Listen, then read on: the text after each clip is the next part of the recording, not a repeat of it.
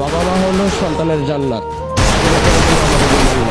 দোষ হলো আমার ভাগ্যে, এটা আমার বুঝতে হবে। বাবা মার কোনো দোষ নাই, তারা ভালো থাকুক। আল্লাহ দিয়েছে আমার জীবনটা, যেরকম আল্লাহ দিছে, বুঝেন নাই? আল্লাহ যেরকম দিছে এরকমই। একটা সন্তান নষ্ট হয়ে যাওয়ার কারণে বাবা মায়ের হাত থাকে। আমার জীবন যেরকম হয়েছে। আচ্ছা, বাড়িঘর ছেড়ে এই কমলাপুর রেল স্টেশনে কেন থাকে? কি বলবো ভাই, আপনার এইসব আমার খুইলা বলার কোনো দরকারই পড়ে না। আমার কষ্ট আমার কাছে, আমি আপনারে বইলাকে আর আমার কষ্ট আপনারা দিতে পারবো? জীবনের কাহিনী হলো অনেক বড় কাহিনী।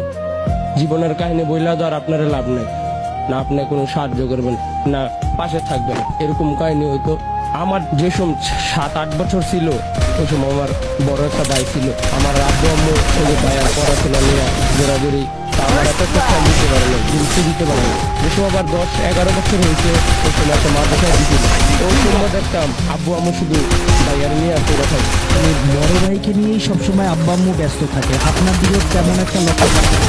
না না, এরকম 4-5 বছর গেল গা মাদ্রাসায়। তখন বাড়ির পাশে মাদ্রাসায় ছিলাম 2-3 বছর। পরে ঢাকা নারায়ণগঞ্জে এই যে একটা মাদ্রাসা গেল, ওখানে গিয়েছি অবস্থা 2 মাস 3 মাস জায়গায় না বাড়ি থেকে। পরে কি করলাম, আমি বললাম আমার এই পড়াশোনা ভালো লাগে না, জীবনের কাছে থাকলে রাখবো না।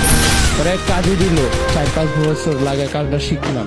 তো নতুন মহাজনের দোকানে নিয়ে গেল আমার, ওইখান থেকে আমি গেছি ওই জায়গায় 2 দিন হয়েছে। মহাজনে পাঠাইলো চা আনার লাইগা। পরে গেলাম চা আনার লাইগা, ওই জায়গায় একটা লোকের ঘরে ঢিল মারলে ওই লোকে সবার মারে। তা আমি তো আর চিনি না ওনারে, বোঝেন নাই? তো যাইতে লেছিলাম ওই সময়, তো ওর ঘরে ঢিল মারছে ওই টাইমই। পরে আমার মাথার মধ্যে আইসা ঢিল মারলো, 7টা সিলি লাগলো মাথাটা।